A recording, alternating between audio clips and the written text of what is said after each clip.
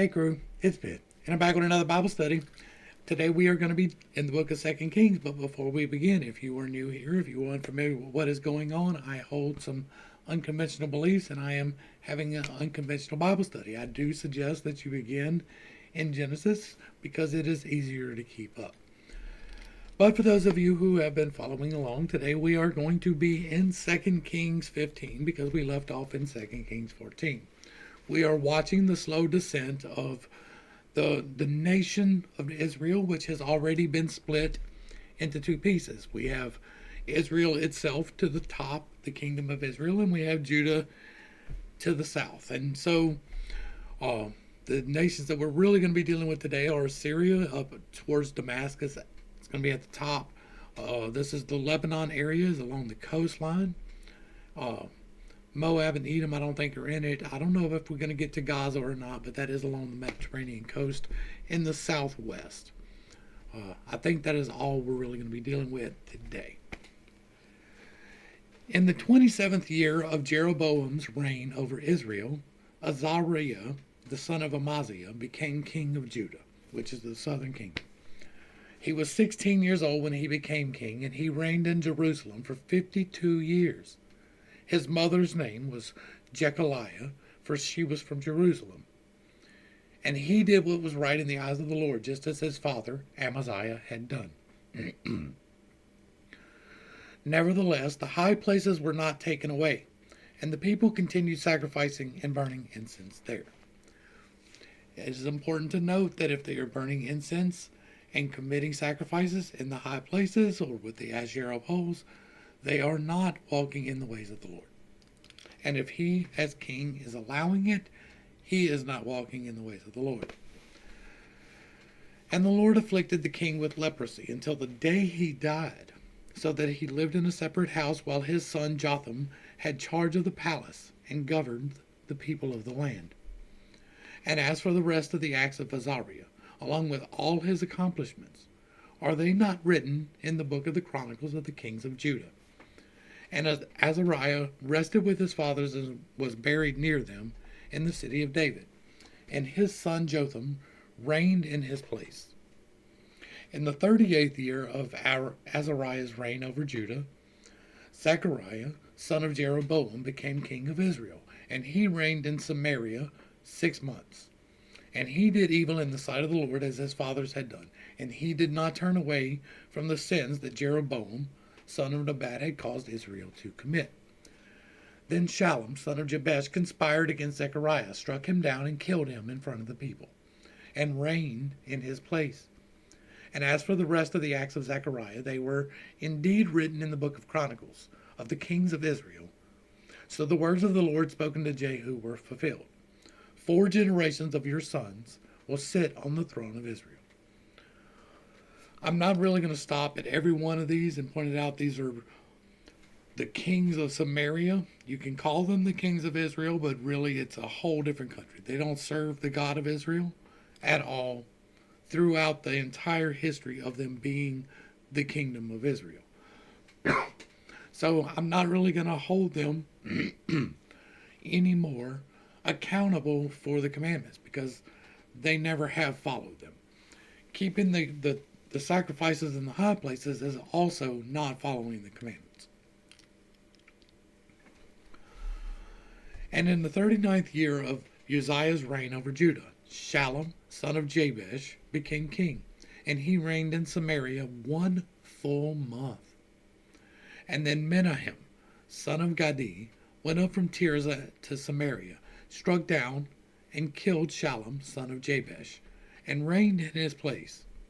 As for the rest of the acts of Shallum, along with the conspiracy he led, they are indeed written in the book of the Chronicles of the king of Israel. At that time, Menahem, starting from Tirzah, attacked Tiphsah and everyone in its vicinity, because they would not open their gates. So he attacked Tiphsah and ripped open all the pregnant women. I don't know if that's marked on here or not. There's Tirzah right here. So this is where that was done by the king of here. Oh, we've been here before.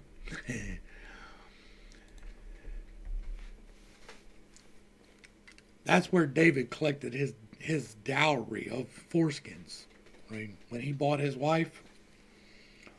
Uh, so he goes and rips open all the pregnant women. And now, there's a lot of people who will use this as biblical justification for deleting people prior to their spawn. I'm trying to keep it YouTube friendly as much as possible. And this particular king of Israel was not even a sanctioned king of Israel. And this particular kingdom of Israel did not in any way comport itself as though it were a representative of the God Almighty. Judah somewhat pays lip service to God, right? They kind of sort of worship God, but Israel has not for generations. And so even they did not condone this behavior. This guy was particularly bloody in a long line of bloody people. And this particular act was an atrocity and should never be used as a justification for that procedure. Life is precious.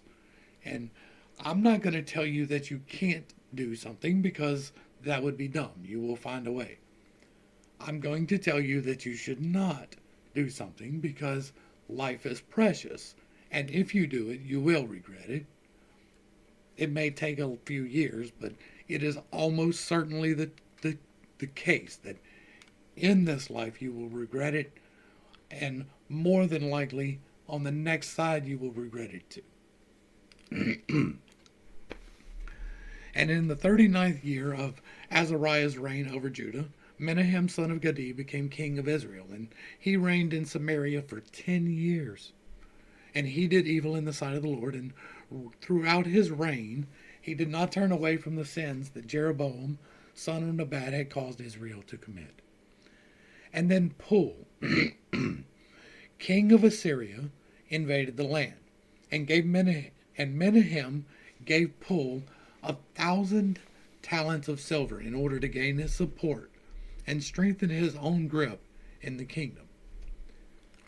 He paid homage. He swore subservience. He did something along the lines of that, right? It's tribute. Let's look at footnote G and see what this is. So 1,000 talents is approximately 37.7 tons, or 34.2 for those of you who cannot measure. And that's a lot. 37.7 tons is almost 38 tons of silver. So that is a lot, right? He bought off the king by paying tribute to the king of 38 tons of silver. That's how he strengthened his grip. And Menahem extracted this money from each of the wealthy men of Israel, 50 shekels of silver from each man to give to the king of Assyria. And so the king of Assyria withdrew and did not remain in the land. And as for the rest of the acts of Menahem, along with all of his accomplishments, are they not written in the book of the Chronicles of the king of Israel? And Menahem rested with his fathers, and his son Pekahiah reigned in his place. And in the 50th year of Azariah's reign over Judah, Pekahiah, son of Menahem, became king of Israel, and reigned in Samaria 2 years. And he did evil in the sight of the Lord, and did not turn away from the sins that Jeroboam, son of Nebat, had caused Israel to commit. And then his officer, Pekah, son of Remaliah, conspired against him along with Argob, Ariah, and 50 men of Gilead. And at the citadel of the king's palace in Samaria, Pekah struck down and killed Pekahiah, and reigned in his place. As for the rest of the acts of Pekahiah, along with all his accomplishments, they are indeed written in the book of the Chronicles of the Kings of Israel. In the 52nd year of Azariah's reign over Judah, Pekah, son of Remaliah, became king of Israel, and he reigned in Samaria 20 years. And he did evil in the sight of the Lord, and did not turn away from the sins that Jeroboam, son of Nebat, had caused Israel to commit. In the days of Pekah, king of Israel, Tiglath-Pileser, king of Assyria, came and captured Ijon, Abel Beth-Maachah, Janoah, Kadesh, Hazor, Gilead, and Galilee, including all the land of Naphtali. And he took the people as captives to Assyria. Then Hosea, Yeshua, son of Elah, led a conspiracy against Pekah, son of Remaliah, in the 20th year of Jotham, son of Uzziah. Yeshua attacked Pekah, killed him, and reigned in his place. As for the rest of the acts of Pekah, along with all his accomplishments, they are indeed written in the book of the Chronicles of the king of Israel. Now, this Hosea right here is literally the same as Joshua, and it is literally the same as Jesus, Yeshua. Yeshua, like, it's the same word, it's the same name for all three men. It's a slightly different pronunciation for all three of them, but it is the same. I'm not going to pull up the word study for that right now, but it is. This is Yeshua. Hoshua. It's the same as Hoshua was for Joshua. Do you know what? Let's just go ahead and pop it out. We will pop out Hosea right here.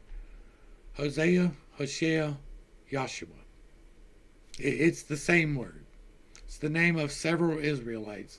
Hushah, Hushea, Hoshea, Hushea. It's the same word. And that's who becomes king of Israel, right? Israel attacked Pekah, killed him, and reigned in his place. And in the second year of the reign of Pekah, son of Remaliah, over Israel, Jotham, son of Uzziah, became king of Judah. He was 25 years old when he became king, and he reigned in Jerusalem for 16 years.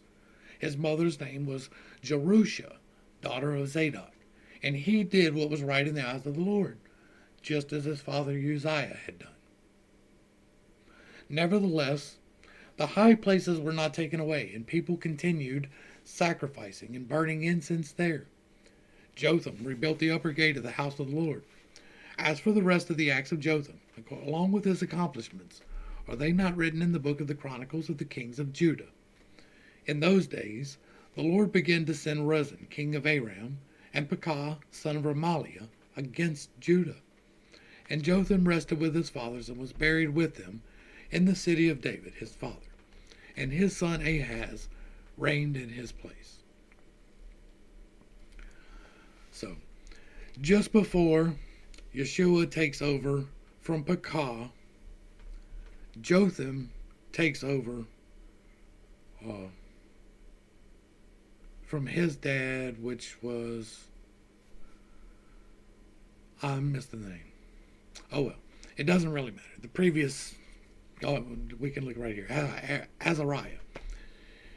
His father Azariah dies, and he becomes king in the second year of the reign of Pekah.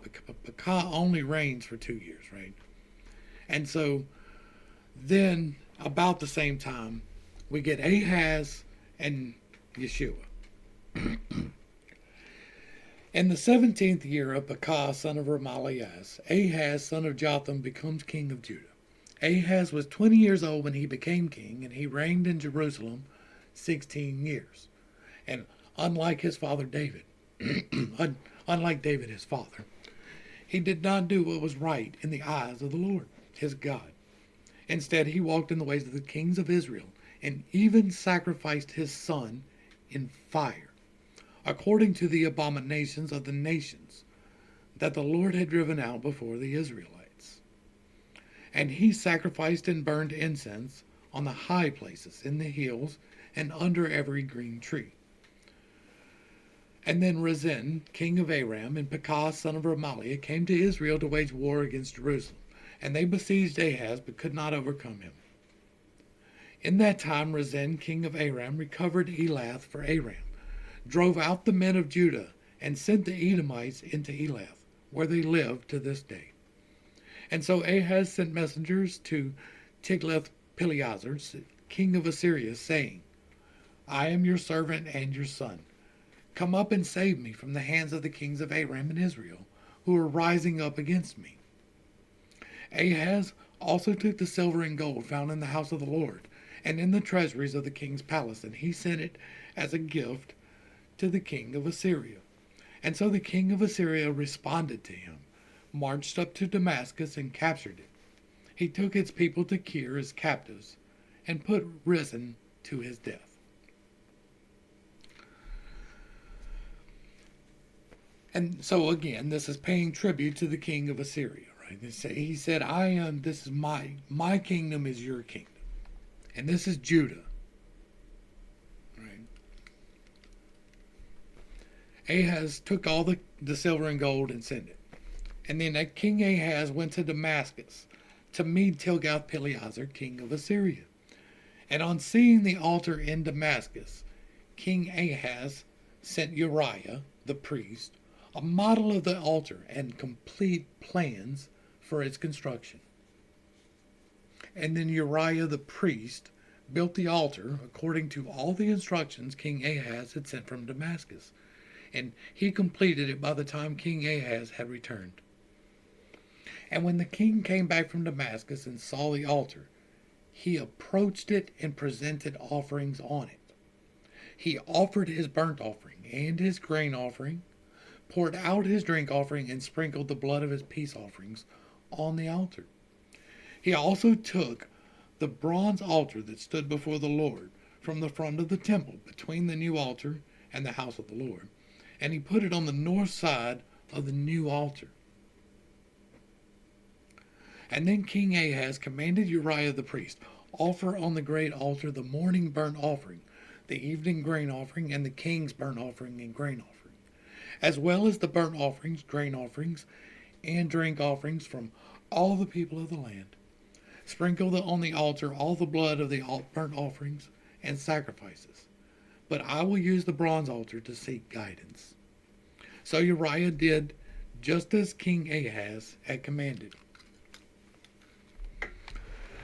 Now, you can definitely make the argument that Ahaz is not a king of God, right? He is not in any way actually doing the commandments of God, and as a matter of fact, you can say that he is doing the opposite of that, but he's the bloodline, so it's okay. He goes to a foreign land and brings back a new altar to put in the temple of the God. And then he takes the altar that God commanded. We're not going to get back into that argument. God commanded that they build this altar out of metal, and that's the one that he is now going to take for his own personal use. And the priest is okay with that. Do you think Joshua would have been okay with that?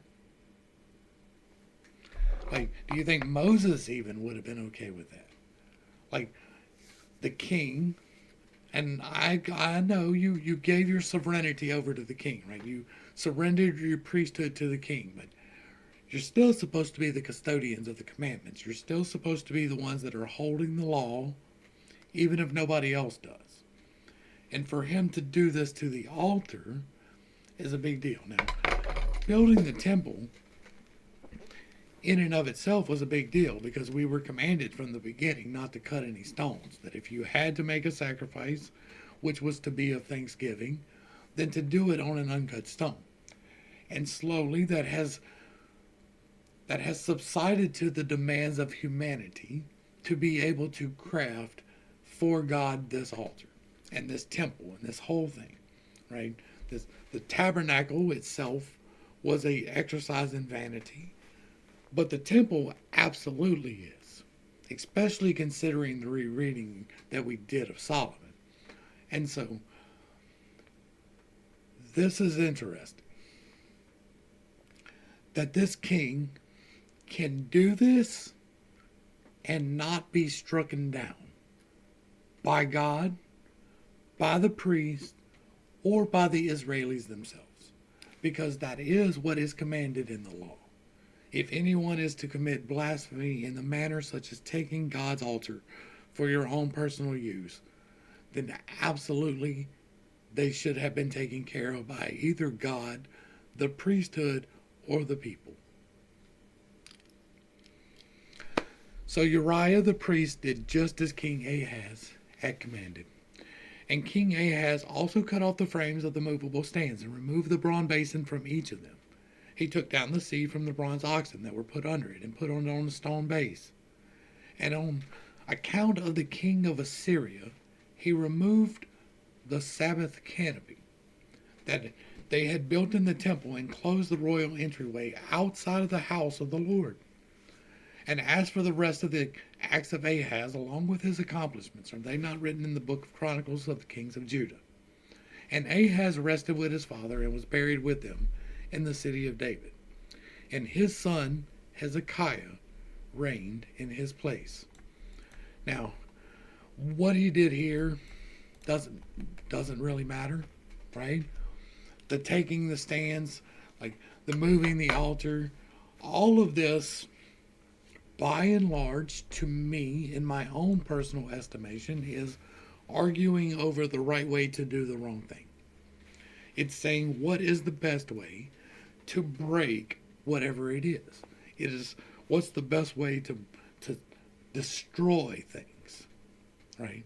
That's how I look at this fighting over the temple, the building of these altars and these things that are meant to glorify God, probably in the beginning, but by the ending are just really glorifying the builders.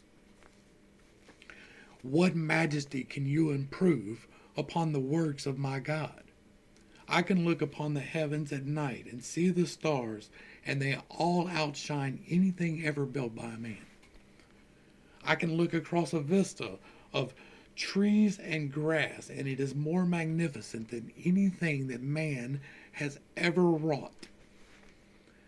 Every blade of grass, every leaf in the tree is preordained to grow and strive and do its best by the nature of God himself. What mortal anything could possibly compare to that? How dare you constrain that God who created all things to this one place, much less to this one bronze altar that you burn meat on? So to me, most of this, by this point, has already become pointless, right?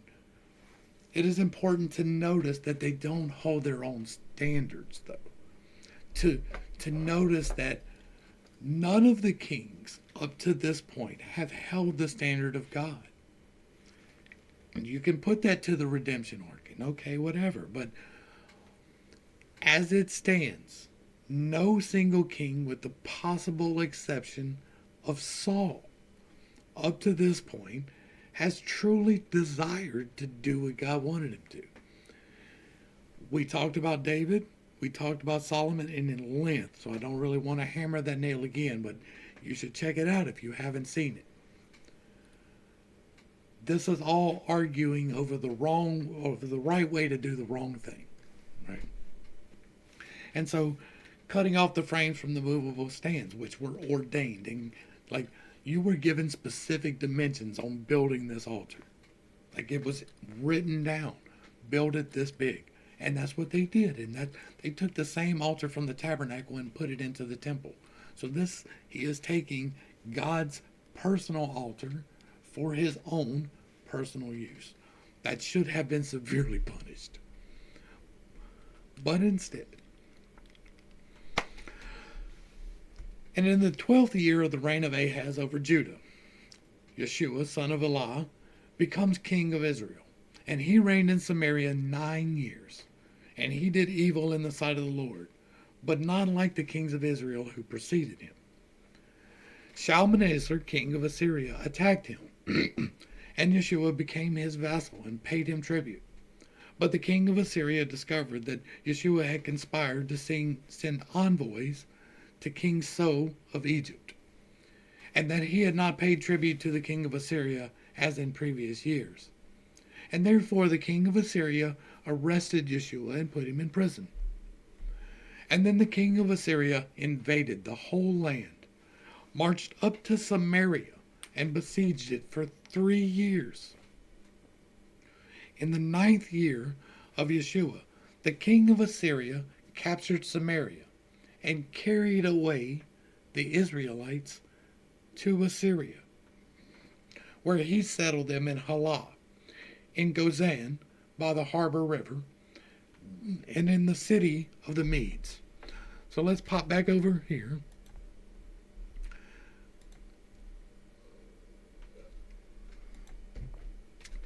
There's Damascus. He takes all the peoples all the way down here, and he removes them from Egypt, from Israel, and sends them across the Euphrates. All this happened because the people of Israel had sinned against the Lord their God, who had brought them out of the land of Egypt from under the hand of Pharaoh, the king of Egypt. They had worshipped other gods and had walked in the customs of the nations that the Lord had driven out before the Israelites, as well as in the practices introduced by the kings of Israel. And the Israelites secretly did things against the Lord their God that were not right. From watchtower to fortified city, they built high places in all their cities. They set up for themselves sacred pillars and Asherah poles on every high hill and under every green tree. They burned incense on all the high places like the nations that the Lord had driven out before them. They did wicked things, provoking the Lord to anger. They served idols, although the Lord had told them, "You shall not do this thing." Yet, through all his prophets and seers, the Lord warned Israel and Judah, saying, "Turn from your wicked ways and keep my commandments and statutes, according to the entire law that I commanded your fathers, and delivered to you through my servants the prophets."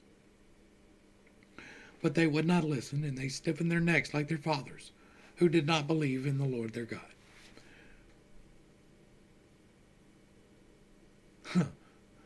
They rejected his statutes and the covenant he made with their fathers. They would not, look at this, hold on. They would not listen. They stiffened their neck like their fathers, who did not believe in the Lord their God. That's an interesting admission in the middle of this. Right? This is in Israel after they were already Israel. So their fathers were Israel, who did not believe in the Lord their God. That's interesting. They rejected his statutes and covenants. That's true, though, right? We've talked about that extensively. They have not in any way held to the law, like at all. Now, I don't agree with the law, in large part, right? Like, the law is extremely simple, and all the extra stuff is just humanity trying to control things. So that's interesting. His statutes and covenants, they did not hold the statutes and covenants at all. Like, not once since Saul have they held to the covenant. Not once. I mean, really since Joshua, but Yeshua. And they rejected the statutes and the covenant he had made with their fathers, as well as the decrees he had given them. And that is true. They pursued worthless idols, and themselves became worthless, going after surrounding nations that the Lord had commanded them not to imitate. They abandoned all the commandments of the Lord their God and made for themselves 2 cast idols of calves and an Asherah pole. We've talked about that too. They bowed down to all the host of heaven and served Baal. They sacrificed their sons and daughters in the fire and practiced divination and soothsaying. They devoted themselves to doing evil in the sight of the Lord, provoking him to anger. And so the Lord was very angry with Israel, and he removed them from his presence. Only the tribe of Judah remained. And even Judah did not keep the commandments of the Lord their God, but lived according to the customs Israel had introduced. And so the Lord rejected all the descendants of Israel. He afflicted them and delivered them into the hands of plunderers, until he had banished them from his presence. And when the Lord had torn Israel away from the house of David, they made Jeroboam, son of Nebat, king. And Jeroboam led Israel away from following the Lord, and caused them to commit a great sin. The Israelites persisted in all the sins that Jeroboam had committed, and did not turn away from them. Finally, the Lord removed Israel from his presence, as he had declared through all his servants the prophets. So Israel was exiled from their homeland into Assyria, where they are to this day. And one last time, I am going to hammer the nail that Israel was never faithful. Never since they left Israel, or since they left Egypt, have they ever been faithful. They had a few acts of faithfulness that spanned a few years, but not even a full generation in most cases. And so, almost every single king allowed the high places and the cherubims. Like what he is listing here, that is true, and that has been my contention this whole time, because God has continuously blessed them regardless in their sin, not because they repented from their sin. I don't have a problem with that doctrinally, but according to this book that they are following, they should have long since been feeling the repercussions, as far back as Solomon. But the book only applies to the common people.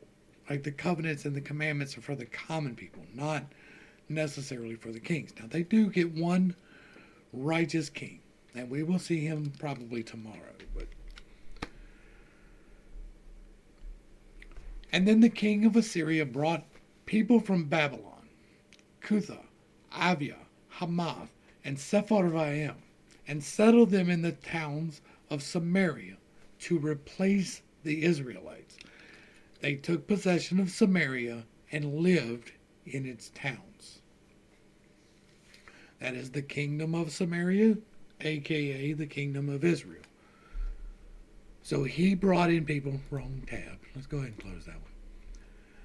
The king of Syria, the Assyrians, brought in to this entire purple spot people from over here to the east, Babylon, and all the way down to the farther to the south and northward. He brought peoples from these lands that who were rebelling and made them settle in these lands they didn't know.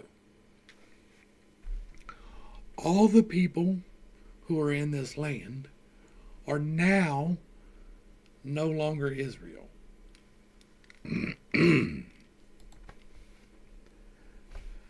Now, when the settlers first lived there, they did not worship the Lord. So he sent lions among them, which killed some of them. And so they spoke to the king of Assyria, saying, "The peoples that you have removed and placed in the cities of Samaria do not know the requirements of the God of the land." Not God in general, but the God of the land. And because of this, he has sent lions among them, which are indeed killing them off. And then the king of Assyria commanded, "Send back one of the priests you carried off from Samaria, and have him go back to live there, and teach the requirements of the God of that land." And thus, one of the priests they had carried away came and lived in Bethel, and he began to teach them how they should worship the Lord. Nevertheless, the people of each nation continued to make their own gods in the cities where they had settled, and they set them up in the shrines, and all in the shrines that the people of Samaria had made on the high places. And the men of Babylon made Succoth-Benoth, and the men of Cuth made Nergal. The men of Hamath made Ashima. The Avites made Nibhaz and Tartak. And the Sepharvites burned their children in the fire, according to Adramelech and Anamelech, the gods of the Sepharvaim. So the new residents worshiped the Lord, but they also appointed for themselves priests of all sorts to serve in the shrines of the high places. They worshiped the Lord, but they also served their own gods according to the customs of the nations from which they had been carried away. To this day, they are still practicing their former customs. None of them worship the Lord or observe the statutes, ordinances, laws, and commandments that the Lord gave to the descendants of Jacob, whom he named Israel. And for the Lord had made a covenant with the Israelites and commanded them, do not worship other gods or bow down to them. Do not serve them or sacrifice them. Instead, worship the Lord, who brought you out of the land of Egypt with great power and an outstretched arm. You are to bow down to him and offer sacrifices to him. And you must always be careful to observe the statutes, ordinances, laws, and commandments he wrote for you. Do not worship other gods. Do not forget the covenant I have made with you. Which one? Do not worship other gods, but worship the Lord your God, and he will deliver you from the hands of all your enemies. But they would not listen, and they persisted in their former customs. So these nations worship the Lord, but also serve their idols. And to this day, their children and grandchildren continue to do as their fathers did. And that is where we're going to wrap this one up today. There's a lot going on right now, right? We are at the end of Israel. There is no longer the nation of Israel. The kingdom of Israel is gone. There is no Israelites residing in the kingdom of Israel, this pink spot. All of this is now, let me see if I can move it. I can. This is now Assyria. This is no longer Israel. This orange is still Judah, but they lose the bottom part. So they have this part with all the letters, all the words, but this bottom part goes away. This is Kadesh Barnea down here.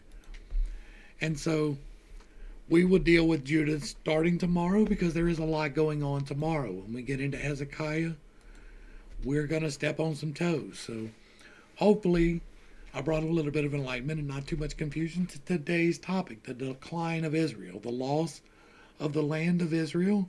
The promise is gone. Now, you can talk about they maintain the promise in captivity, but that is not conquest. That is not how it works. The only right you have to the land is through conquest, and you have now lost that right through conquest. I know that I hold some unconventional beliefs, and I know that I tend to step on toes. It is not intentional, but I do not apologize for it. The things that were done in Israel were not the things that I was taught were done in Israel. They did not follow the commandments at all. They were not a unified nation for long at all. They did not all serve the same God. They did not act in accordance with one another. They were no way friendly towards one another. They were at their best when they were a theological republic, and then they became a kingdom, and that lasted exactly 2 kings. And so it's not what I have been taught, and that is what I am trying to show. And I am definitely showing it. This is not for everybody. I'm not trying to convert anybody. But if you want to come to accordance with God, it is rather simple. The only thing that has ever been required for you to be forgiven for your sins was for you to sacrifice those sins to God.